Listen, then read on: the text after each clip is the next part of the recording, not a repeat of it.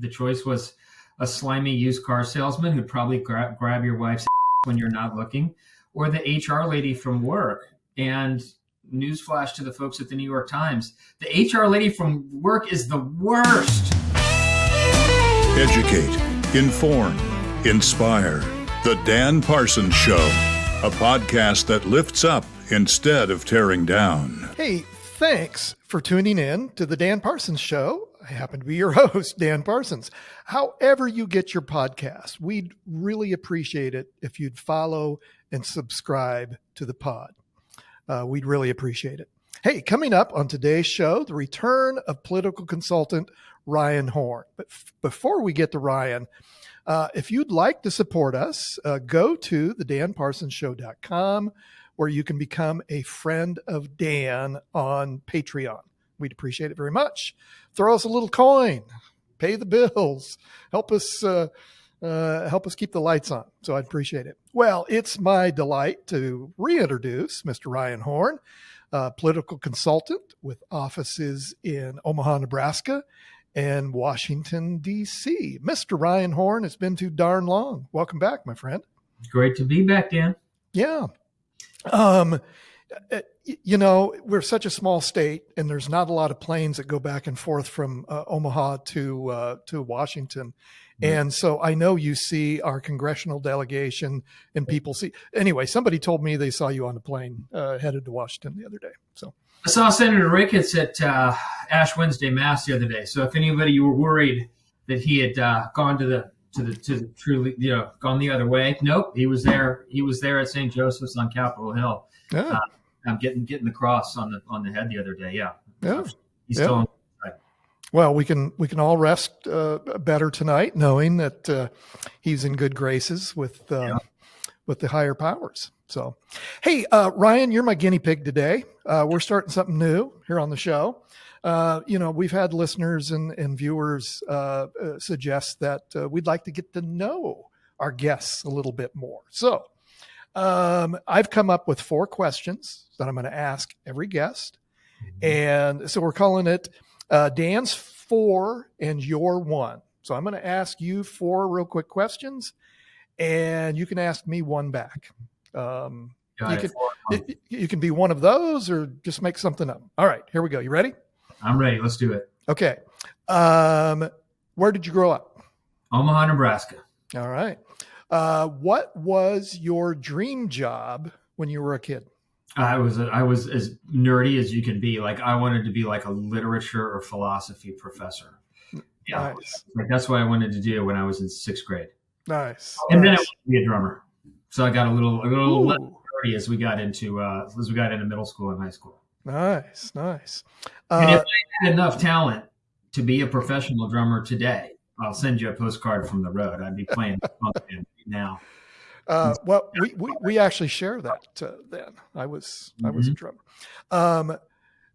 Next question, number 3. The most famous person you've ever met? President George W. Bush. Oh, okay. Last question. Who is your celebrity crush?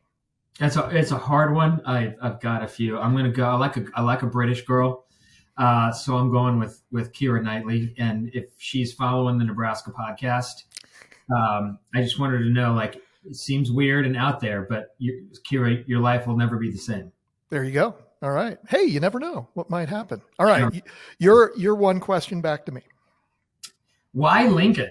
Like, I get Nebraska. I love Nebraska. But when you could live in Omaha or you could live in an actual quaint small town, why Lincoln? I love it. Ryan, that you dig me back on that, because you've done that for years, giving me shit about living in Lincoln. Well, so I was born here. No, don't email Dan. Don't do it. Nebraskans, Lincoln sucks. Okay? Don't be emailing Dan about how that dude doesn't love Nebraska. BS. I love Nebraska. I love its small towns. I love its country. I love the Sand Hills. I love Alliance and Gothenburg. And Scotts Bluff. I love Omaha. Okay, stop it. Y'all know it. All right. Well, the answer to the question is, I was born and raised here. I'm born at Lincoln General, just down the street here. I haven't gotten too far. So, Now I feel like I have to add, okay, I like to give you a hard time about Lincoln. I like to because I'm an Omaha guy, I like to give everybody from Lincoln a hard time. Yeah. I like Lincoln, Nebraska. That's good. It's a great city. I think it's the greatest city in America. It's all right. All right. There's our new segment. Thanks for being our guinea pig. The last time we talked, well, we talk fairly frequently, text back and forth, but the last time you were on the show was clear back in September, just after the Harris-Trump debate. Your just quick thoughts on how the world has changed since then. Well, obviously it's changed. It's seemingly changed quite a bit, right? It's certainly the politics of America, and maybe vis-a-vis our global allies has changed a good bit. I think that debate was a good example of really, I think, what the choice came to be, right? Which is you had I'd say it's like the choice was a slimy used car salesman who'd probably grab your wife's ass when you're not looking, or the HR lady from work. And newsflash to the folks at the New York Times, the HR lady from work is the worst. And we hate her, and she's awful, and she's just there to protect the company and make you say weird things and use stupid pronouns that make no sense to anyone. Okay? We're not voting her president. And that's kind of what I think the nature of the choice for a lot of people in swing states and in not swing states too, right? So Trump overperformed in Democratic states more than he did in the swing states. The swing states were kind of performed like we thought they would, and they tipped slightly to Donald Trump.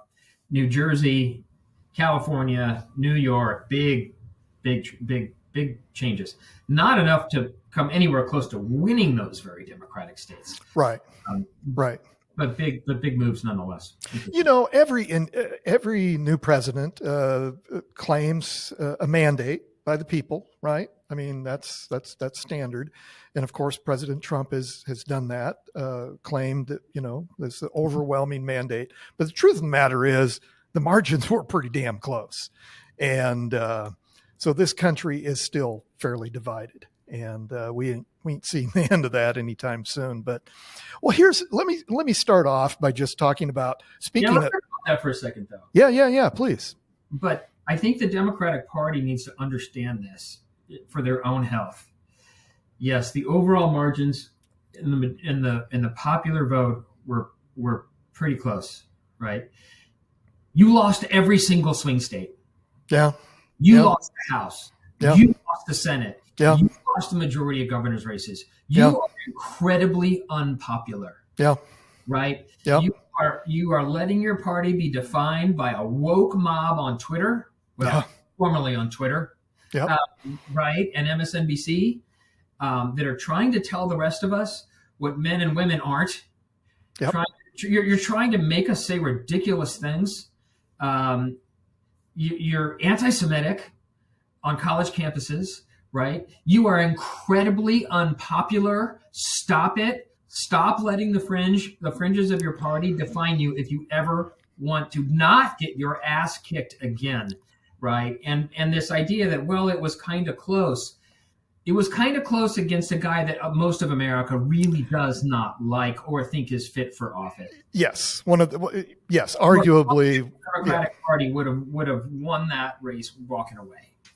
Yeah. No, that's a good analysis. Thank you for indulging me since I haven't been able to talk to you for all these. Because y'all need it. Y'all need some tough love. Like, we need two good parties to function well, for American democracies to function well. And right now, I would argue we have like half of one. Yeah, I'm not going to argue that point at all.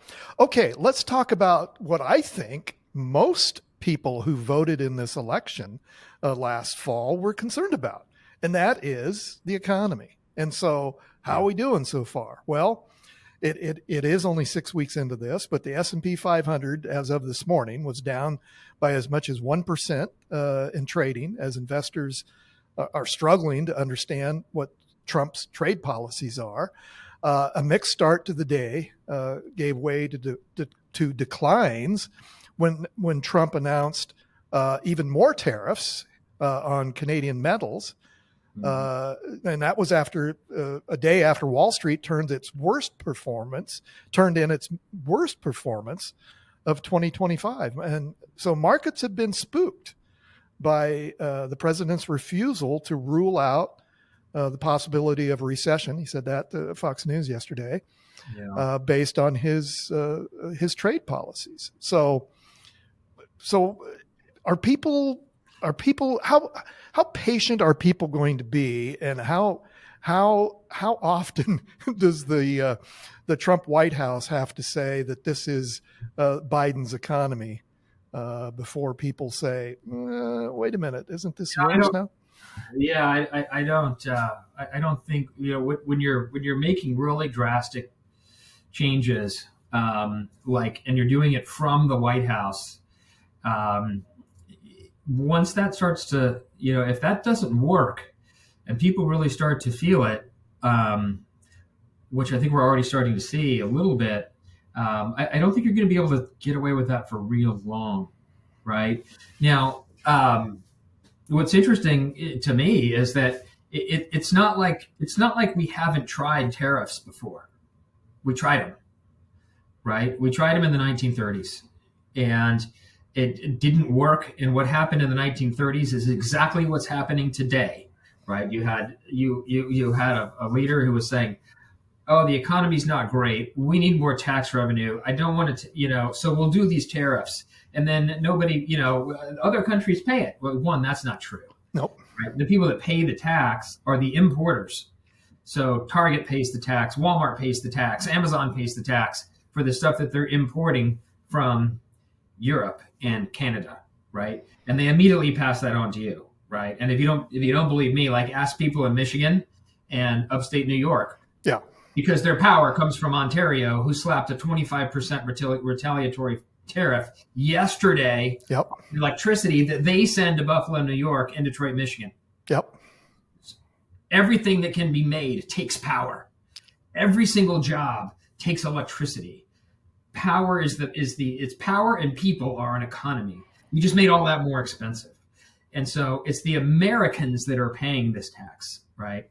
So that's number one. Number two is the other countries retaliate, right? And we saw this play out with the Smoot-Hawley Tariff Act. In 1930, the Republican-controlled House of Representatives, in an effort to alleviate the effects of the Great Depression, passed the a tariff bill, the Hawley-Smoot Tariff Act, which I will point out is the subject of the Ben Stiller economics professor scene in Ferris Bueller's Day Off. Which raised or raised tariffs in an effort to collect more revenue for the federal government. Did it work? Anyone know the effects? It did not work, and the United States sank deeper into the Great Depression.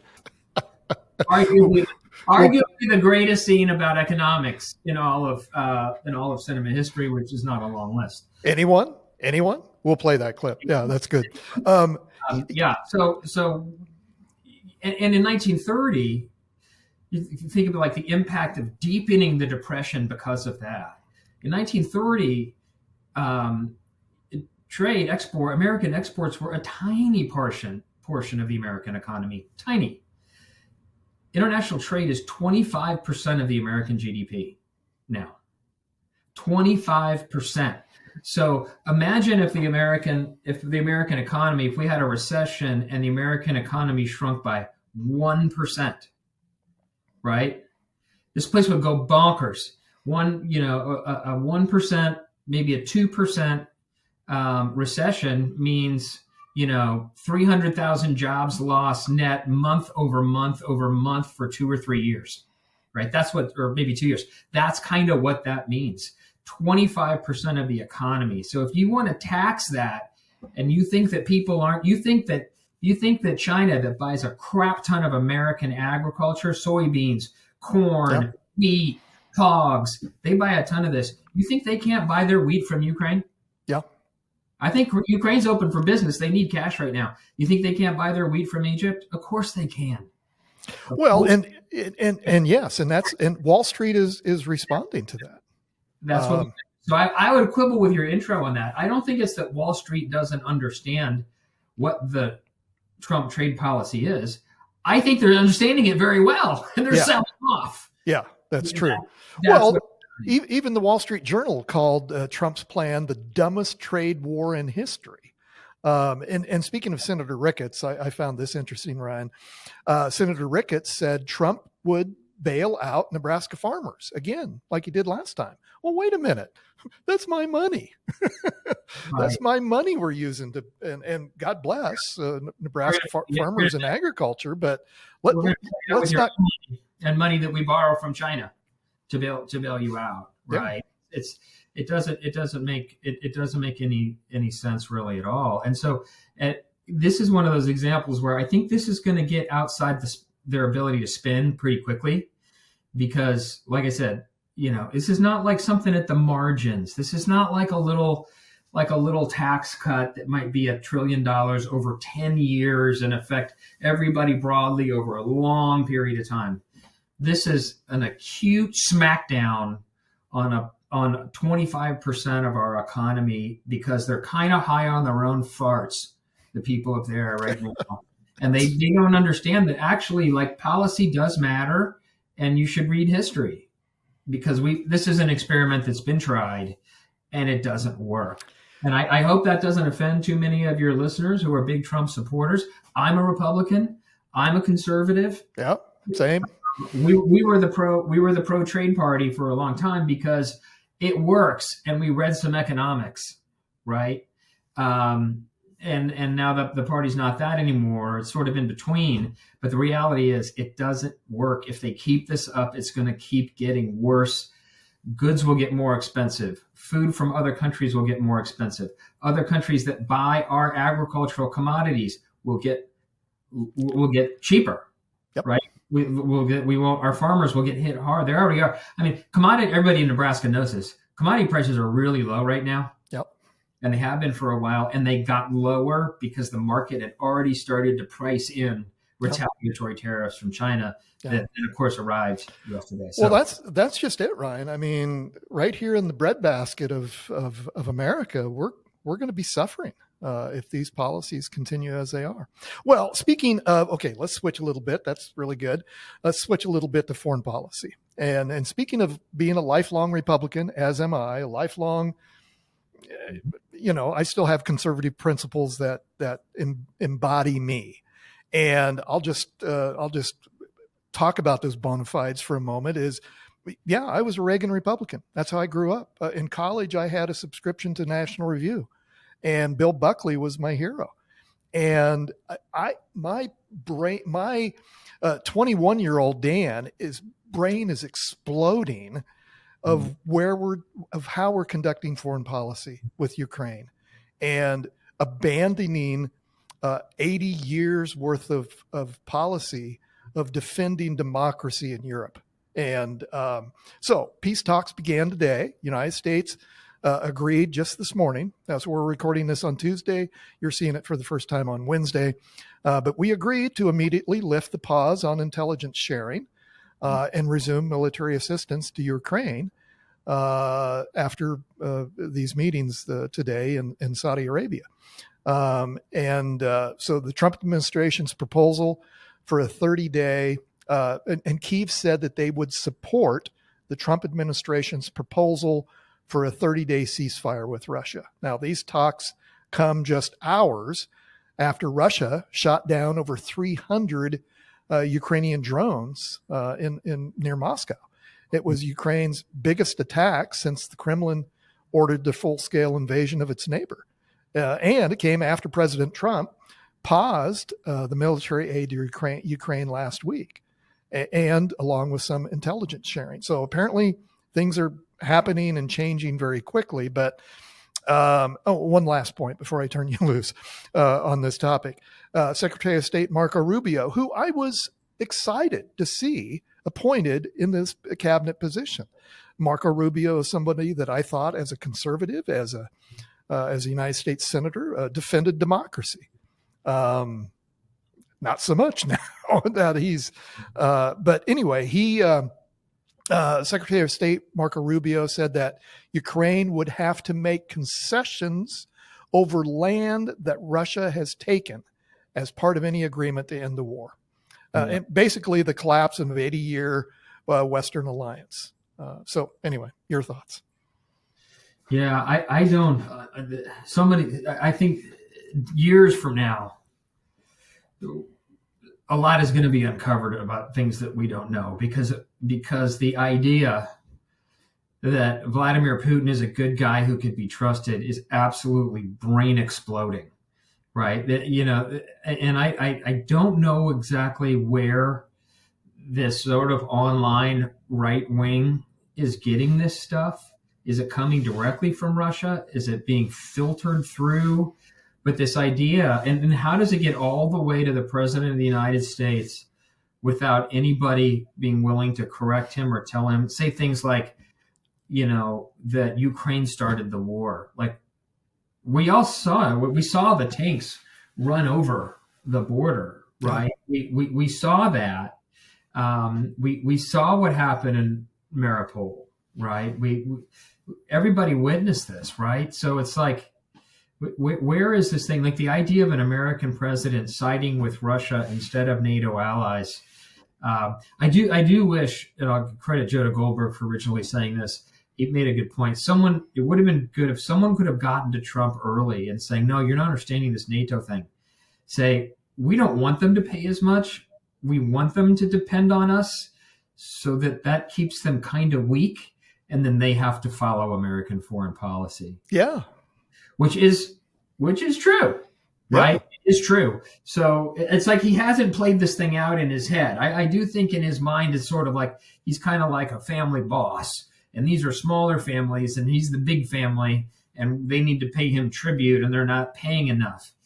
And the reality is, if the EU and NATO decide we can't count on American support anymore, or power, or military aid, they have their own manufacturing over there. It's just rusty, right? Yep. Some of their military designs are fantastic, right? The United Kingdom is the second most powerful navy in the world. That's right. The States. If these guys really kick it into gear, they don't need to follow American foreign policy anymore. Well, that's what it looks like is happening, is the realignment of Europe. And let's talk a little bit about, here's the other thing that frustrates me, Ryan, and we're talking to Ryan Horn, political consultant from Omaha and Washington, D.C., lifelong Republican. Here's what frustrates me. The margins are so close in Congress. It wouldn't take many Republicans to stand up, 3 or 4 of them, to stand up and say, Mr. President, this will not stand. And to his credit, Congressman Don Bacon from the 2nd District in Omaha has done that. And by the way, Congressman Bacon is going to be on the show later this week. And so we'll be able to talk to him about this. But where are they? and maybe they're still coming, but all it would take is Don Bacon and 2 or 3 others to stand up and say, Mr. President, this will not stand. Yeah, we don't know what caused that reversal about sharing intelligence with Ukraine again and resuming military aid. We don't know. Yeah. Somebody got to Donald Trump. Yeah. Yeah. Right. And you kind of wonder if Don's coming out a week ago on 60 Minutes and saying, no, this is not right. Right. This is bad for Americans' security. America's the leader of the free world. We're the indispensable power. Nobody can stand up to Russia and China if we're not a part of that. And Ukraine's the victim. And I think Putin's made clear that he wants to reestablish his old borders. And that's not in our national security interest. So to me, this is a national security issue, but also a moral issue. There's not a lot of generals in Congress.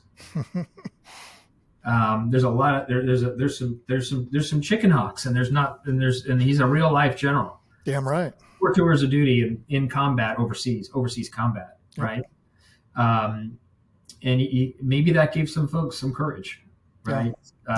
So we'll see what happens. So let's just take it as good news for today. That's exactly right. Let's see. We talked about the economy. We talked about the stock market. We talked about Europe.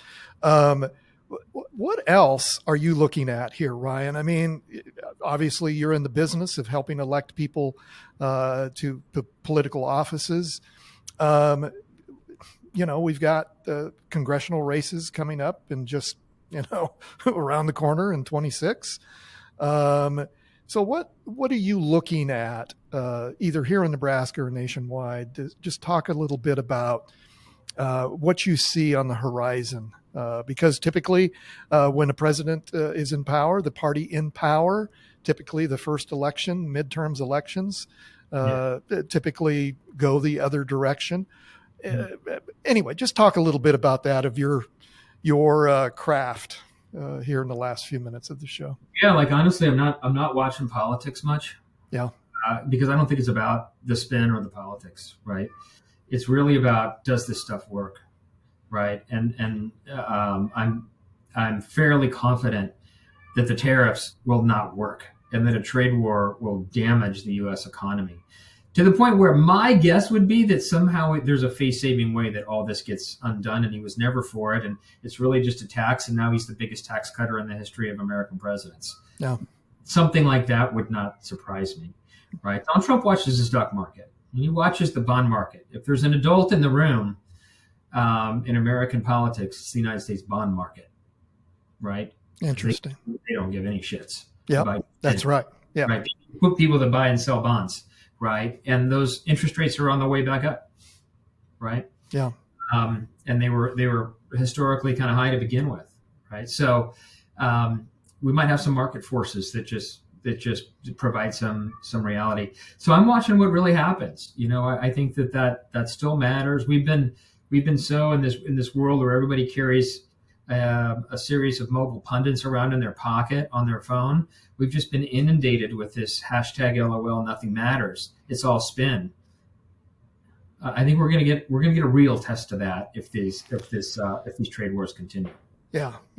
Well, and you're right. I mean, we're already seeing Republican members of Congress going back to their districts and holding town hall meetings and having their constituents in red states challenge them. Some of them are getting pretty heated to say, wait a minute, this isn't what I signed up for. This is not what I voted for. Yeah, like I'll share this story with you of a friend of mine. It was like 2 tours in Iraq, one in Iraq, one in Afghanistan, Marine, veteran, voted for Trump, loved Trump, like good right-wing Republican.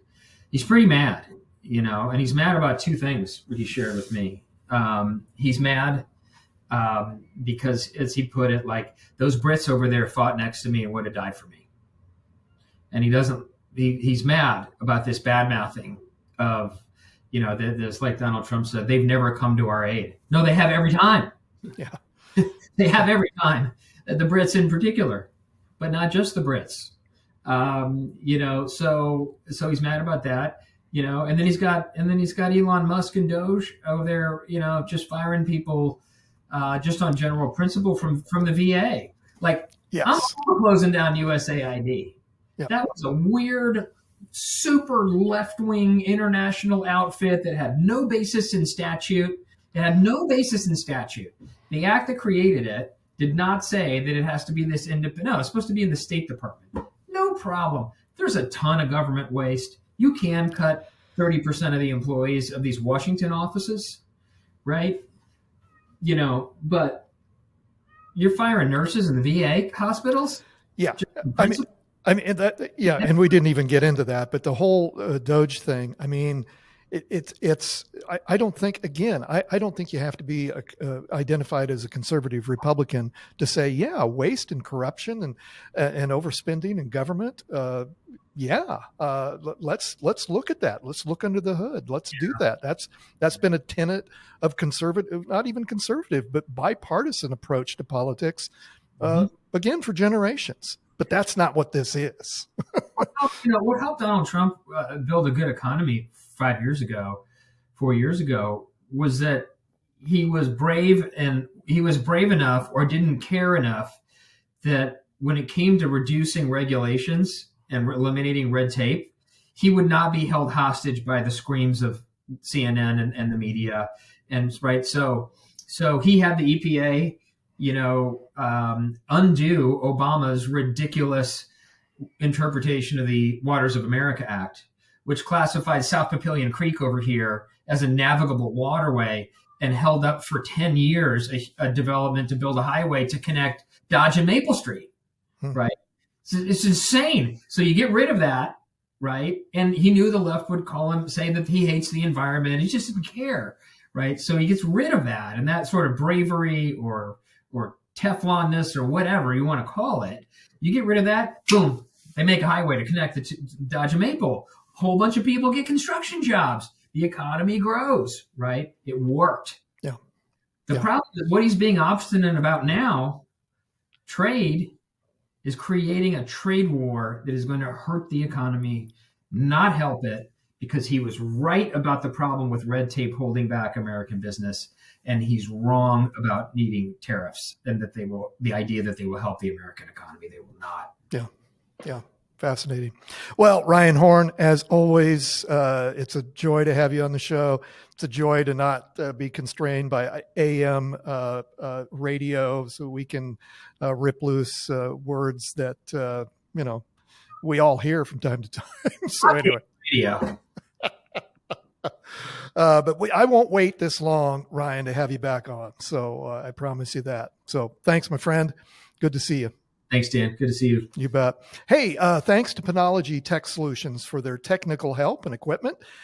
Kim Remington, Parsons Public Relations Director of Operations, and Chase Porter, who produced this episode. And most importantly, thanks to each of you for listening as we continue to grow this and expand our audience. We really appreciate it, and we thank you in advance for sharing this episode on your social media channels. That's the show. Thanks for tuning in. Now go do good things. I'm Dan Parsons.